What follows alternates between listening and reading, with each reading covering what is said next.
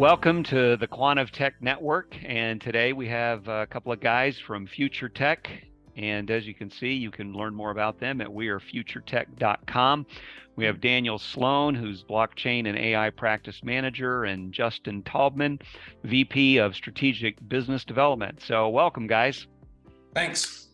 Thank you for having us. Yeah, you're very welcome. And by the way, I'm in Dayton, Ohio, and where are you guys located at? I'm in Texas. Texas, all right, great. And I'm in Boston, Massachusetts. In Boston, all right, great. Well, we appreciate your time, and we'll dive right in and want to learn a little bit more about your background and company and get to know a little bit some of the things happening in the industry. So first of all, and again, this will be open to both you guys, whoever wants to jump in. Can you tell us a little bit about your background and how you got started in the technology industry? Yeah, I mean, I'll kick off real quick and yeah, go for it. Give you my quick background. Daniel's been my inspiration for a long time. He's been my mentor throughout. But I started out when I completed a stint in the consulting business that was 6 months early for delivery, and I was continuing to get paid, and I just decided to dive into cryptocurrency and learn everything there was to know about that. Mm-hmm. And then I met people in this field and fell in love. This is one of the coolest fields that you could ever be in, and I have never, ever turned back. And I won't. So off to you, Daniel. Yeah, that's cool. So you basically had 6 months to just learn it. Yeah. Yeah, it was like a quick peek. Awesome. Excellent. I've been in the information technology business for 27 years. I started off as an IT recruiter after spending 4 years in the Marine Corps, and got lucky enough to get into this industry. And my first company that I started 3 years after working was an SAP software company. SAP was hitting mass adoption. Lots and lots of companies were all, buying it, getting set up, and there was just a massive shortage of companies that could actually deliver on that. And so I partnered up with a couple consultants that I'd been working with and putting them to work, and started a company and grew that to about $15 million in 2 years, and had a lot of fun. And that was my first exit. And I've just been a serial entrepreneur ever since. I got into kind of the blockchain space around mid 2016. Had a number of my enterprise clients that, funny conversation, why is IBM calling me, talking to me about, Bitcoin? And I'm like, I don't think IBM's pitching me Bitcoin, but let me call them and find out. I'm working with them on some Watson stuff. And so sales guy, super frustrated, like, no, I'm trying to talk to them about blockchain. Like, they think Bitcoin's blockchain. I'm like, okay. Right. Yeah, we all did back then. We had no idea what the difference was. Sure. Yeah. And, I just very rapidly had to immerse myself into it so I could kind of educate this good old boy that Bitcoin wasn't blockchain. I saw some of the case studies and things that IBM were doing and other companies were doing in the oil and gas business. And I really fell in love with the use cases of an immutable ledger, being able to trust your data and all of that. And so it took me about 6 months to get to a point with my current business that I could have a division that did blockchain software development. And so beginning of 2017, I was off to the races, and it's been fun. Wow, that's cool. Yeah, blockchain reminds me of the early days of the internet. It's just like this big unknown. Businesses don't know what it is, what they're going to do with it. All they know is that there's a lot of buzz and a lot of companies. And then, they wonder about, am I a late adopter? And I mean, I just see so many similarities with just internet technology in general in the late 90s. Well, we have a little bit of, so since Bitcoin and other cryptocurrencies are built on blockchain, you get a little bit of that guilty by association. Oh, right, so right. Yeah. There are people that just won't take the time to understand the distinction.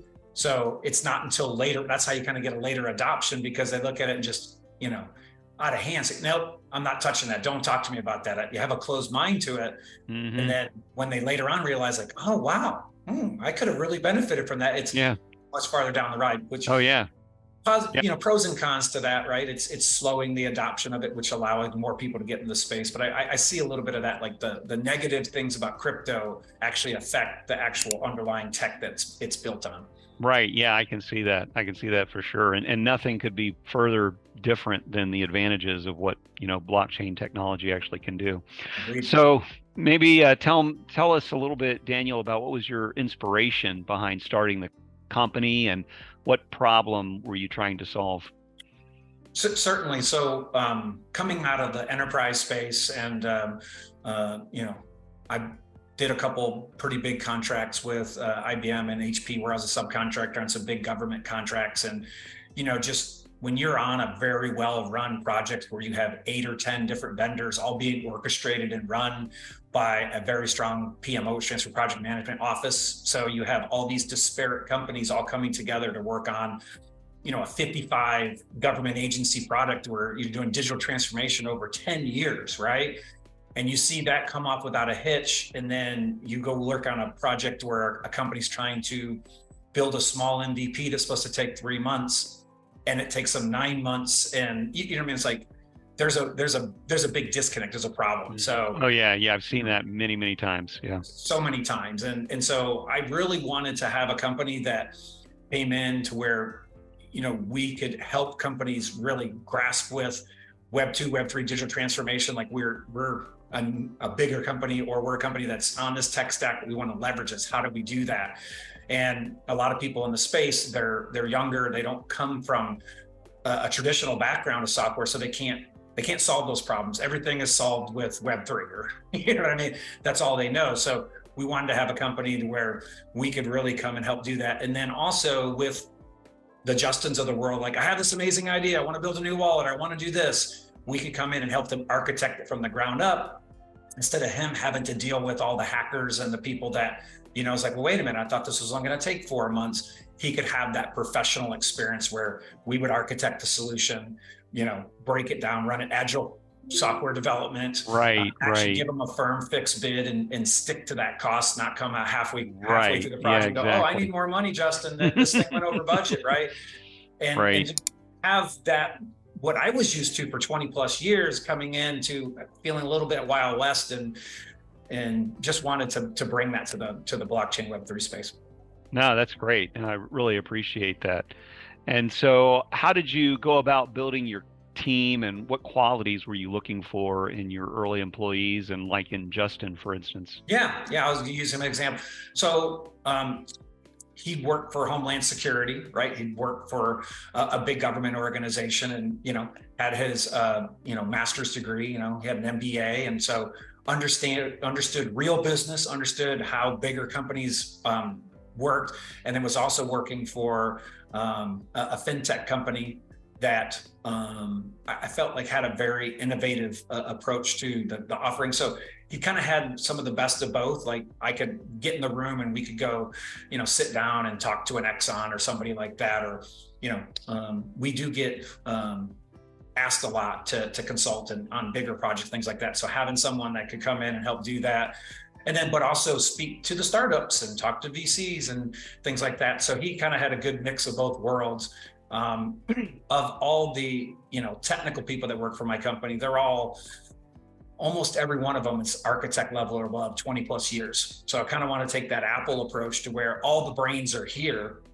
And then we work with our other partners, like our joint venture partner, Accubits, overseas, and we can get the heads down coders from them, right? So we can architect it. We got the senior people. And then if we need like the mid-level people to kind of like just heads down code, we can get those from our partners. So I didn't want to build a big development shop. I just wanted to build a big brain trust, if you will. Gotcha. Yeah.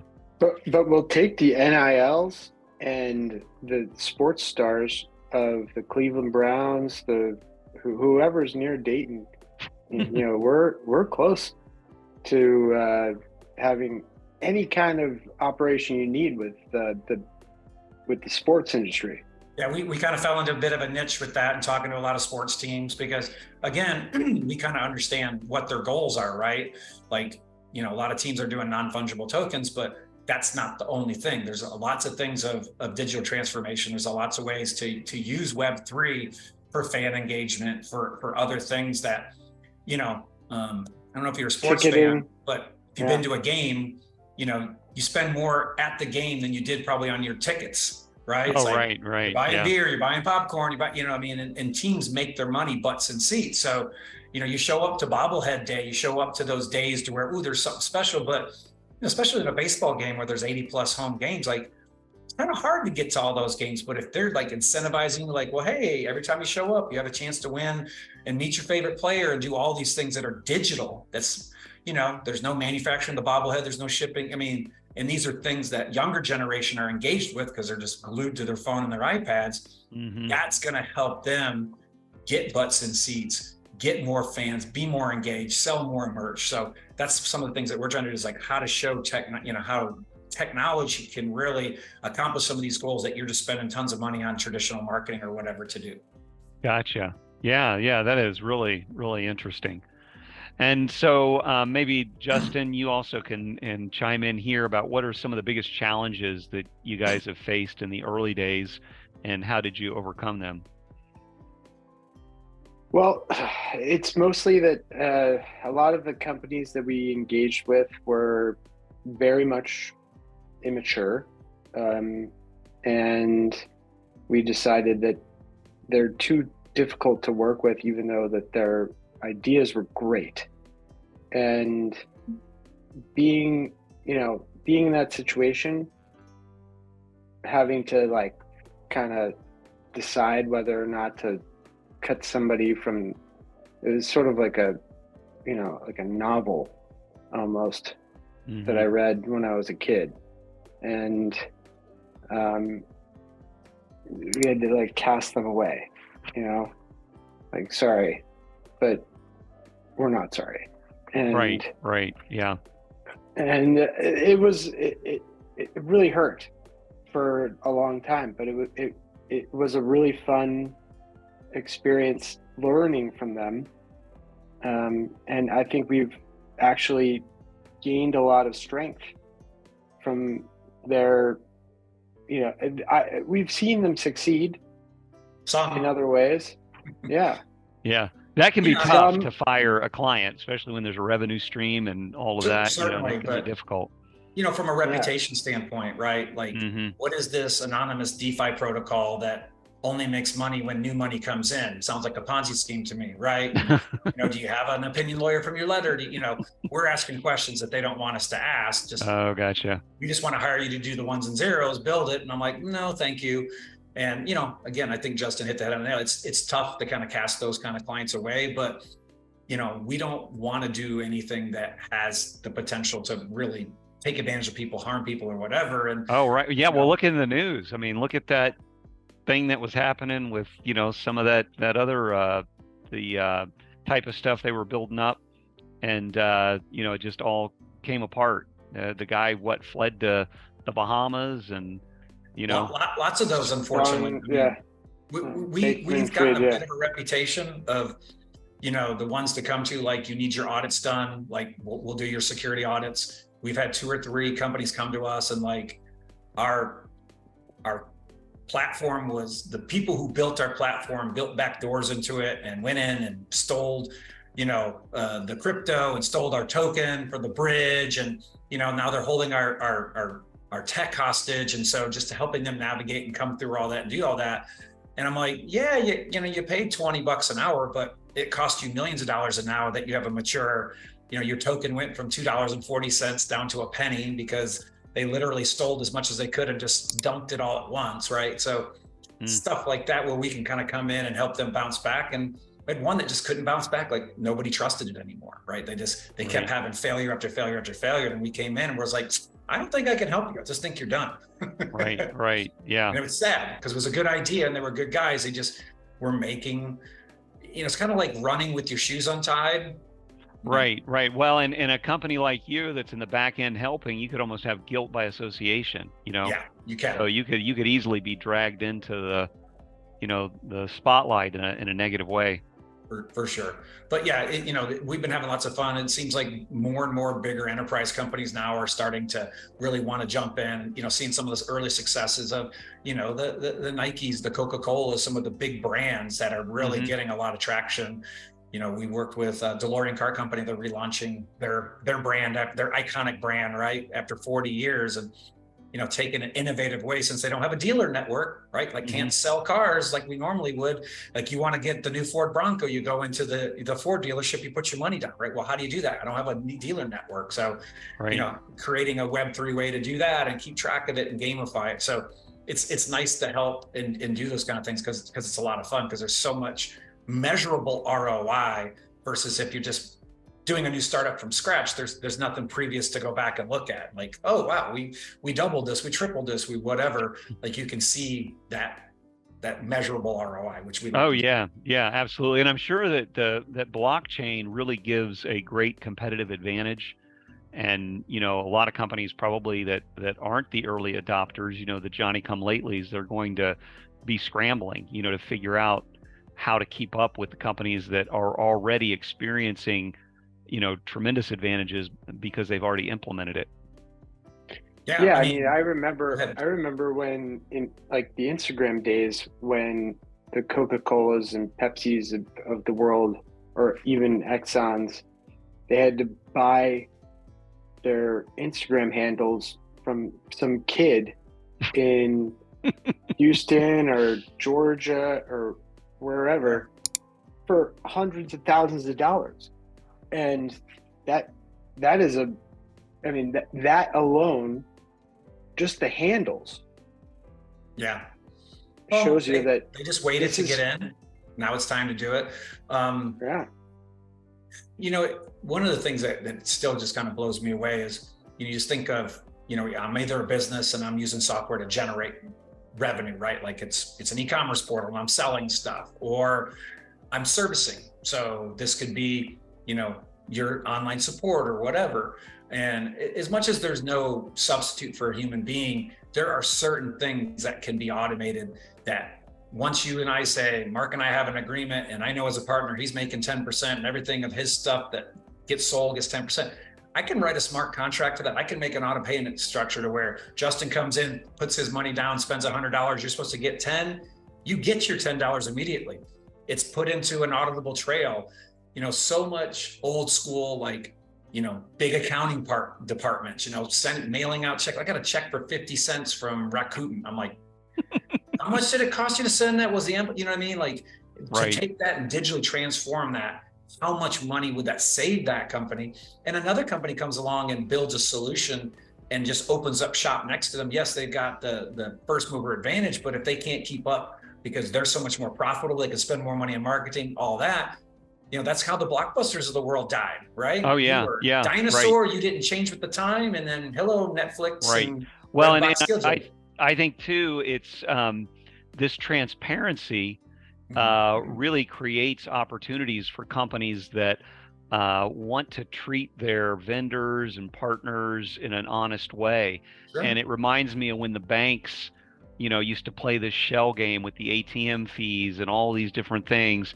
And then you had banks that came in and that said, you know what, that's all gone. It's done. We're transparent. This is exactly how everything works. And who are you going to bank with? And, eventually those models of, taking advantage of the fact that things are not known, or there's a shell game, or, we can wait to pay this person, or we forgot we even had them as a vendor to pay them the 10%, as an accounting strategy in order to have more cash, all that stuff is going to go away.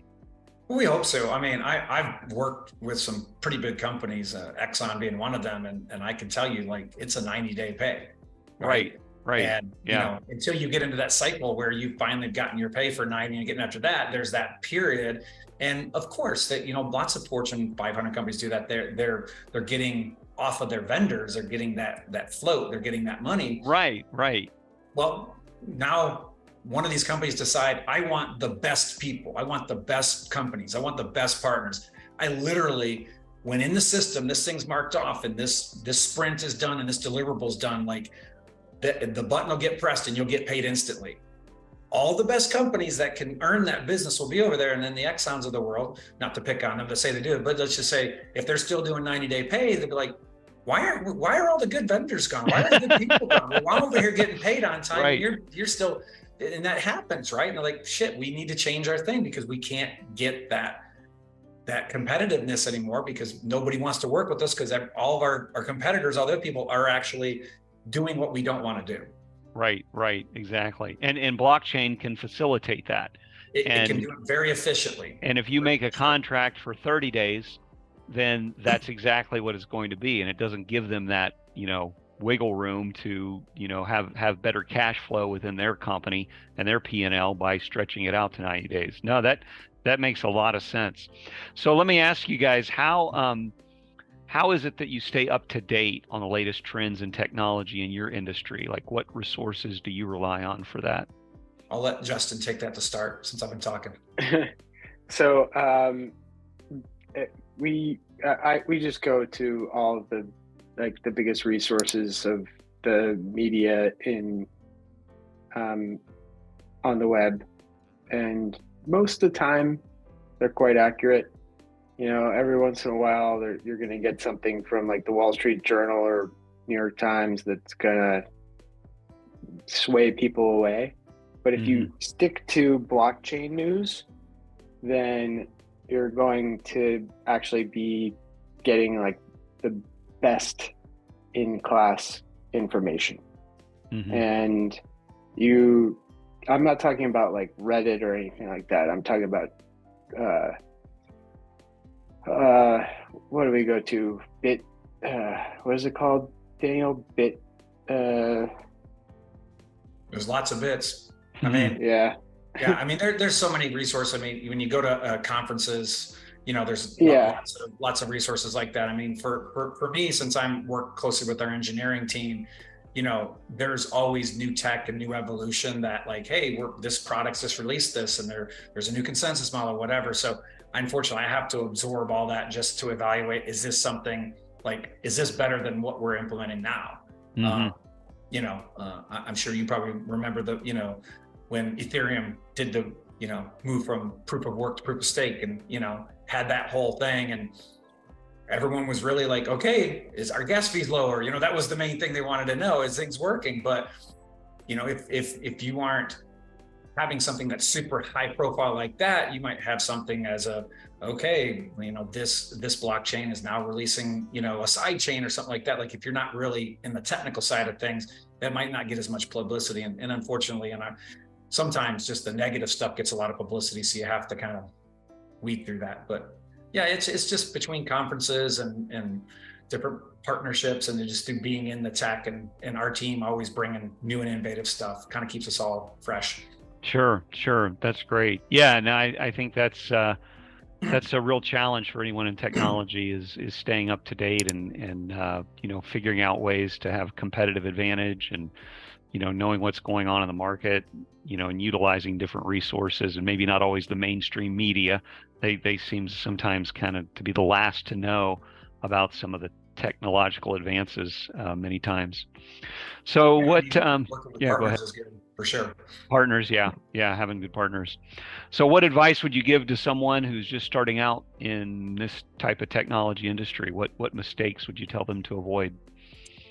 Well, it depends upon how big a company they are and what they're looking to accomplish. So let's take an enterprise company. I would say they should talk to 2 or 3 companies and have some workshops with them, right? Like have a couple hour workshops. Most companies are happy to do a couple 2-3 hours of free consulting, right?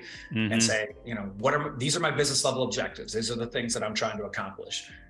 Talk to me. What would you, just high level, what would you recommend? And then be able to then take all 3 of those strategies and see where there's similarities, where maybe, we're recommending something different to somebody else. And then they have probably their own technical team and go back and say, well, what do you think?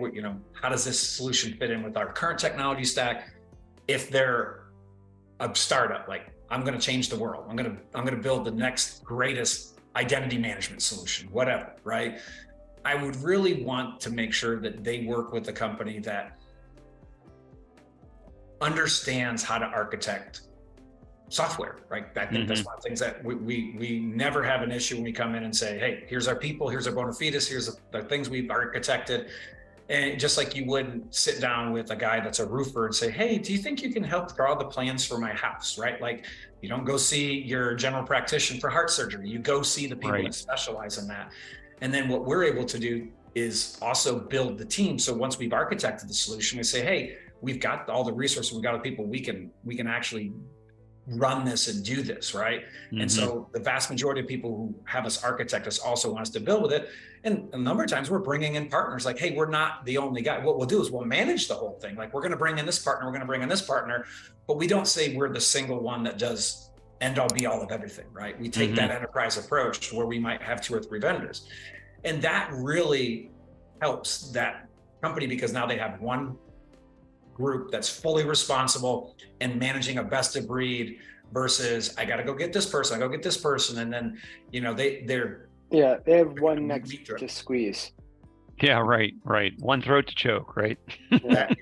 My CIO says that all the time, one throat to choke. And you know, we build in SLAs with our partners, right? Service level agreements. So, you know, you don't deliver on time, you don't, you know, because we're given a fixed bid, right? Like, we can't do this unless you do this. So we have a very just disciplined approach. You know, I'm former military, so I've always come with that attitude in mind. And, you know, we're just like, this is how we run our projects. We're very no nonsense. And sometimes it's just a little too nice, too kumbaya. And like, you're not going to be on time and in budget if you're going to be all, you know, you really just have to have a disciplined approach. So that's one thing that I think companies should absolutely do, is just make sure that whoever they're going to have run and manage this does it in a very professional, you know, disciplined way. Right. Yeah, I couldn't agree more. That's why I know in the early days of technology, you know, going back into the, you know, 20 years ago or whatever, you know, it was like the Wild West, and the whole idea of a software engineer, that concept just didn't even exist, you know, to have like an engineering discipline. Just like when you build a bridge or you build a structure, you've got to have, you know, some type of discipline that's going to say how this is going to be done. And we take a waterfall, that's not bad, but it doesn't fit very tight, lean projects, which is where Agile came out of, right? And then you know, you have all of these kind of refinements, but yeah, just kind of like, well, why do we keep spending more money than we're supposed to? Why, you know, it's like, there's no process for doing it. And so all these amazing, you know, processes come around. And I think Agile is a tried and true one. I mean, if you're not developing to Agile software development, there's something wrong. Oh, right. At least having a major part of how you're developing software that way. I mean, we've even got, there's a partner of ours that they've actually architected and engineered a sales methodology around Agile, right? Like they're teaching people, like using the Agile principles here, like here's how to repeatable sell, here's how to, and I just thought that's interesting. It's an impressive methodology for software development, and think about it for sales. We also kind of use like a Wagile project. Yeah, some waterfall. Approach. Yeah. Like, you don't have to be like all this. Like, we took some of the best kind of pieces of waterfall and incorporated into that. So yeah, I think, again, to the point was just having a methodology that you follow, and that, you know, you can have your KPIs and all the things that you need to have and hold people accountable. So. Right. No, absolutely. And it keeps your cost under control and transparency. That's one of the things I think Agile really does, is it provides a lot of transparency of what's actually happening. Yeah. If something didn't get done, you're the person it was assigned to. It's pretty, everyone can see it. So yeah, no room to hide, right? It's like, it's all laid out. Yeah. All right. So finally, what's next for your company? What are you guys' plans for the future?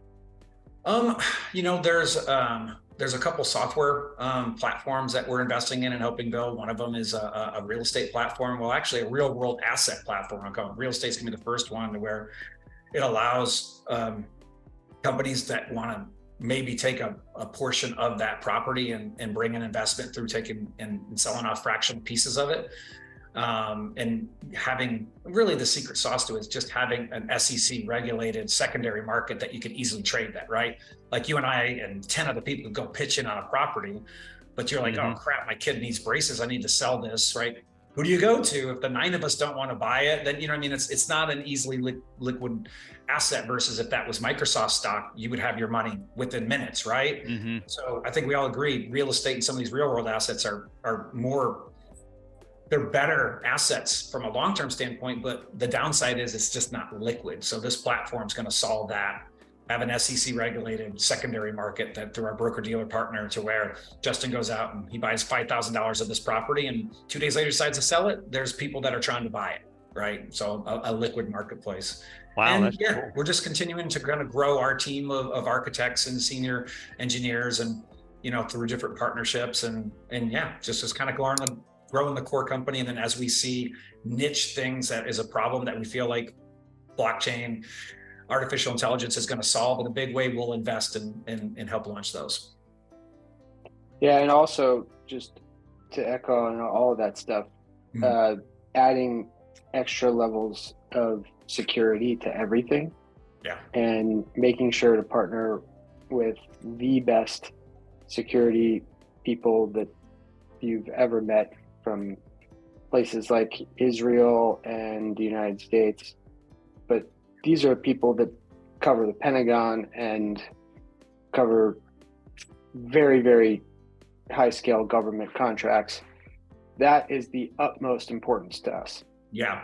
We don't want anything that we build, because we don't specialize in security. We have security as a big piece of what we're doing. But if you're doing something that's like Pentagon, DOJ, I mean, just having that next layer, like you pay for it, but it's worth it because you won't get hacked. Right. It's like, exactly. And as you know, blockchain just as a technology is so hard to hack from, I got to hack this. I mean, some people say it's unhackable outside of quantum computing, but yeah, just having that super high level of security. And what people don't understand is all these hacks and all these things you see in exchanges, they aren't hacking blockchain. They're hacking a traditional. They're hacking yourself.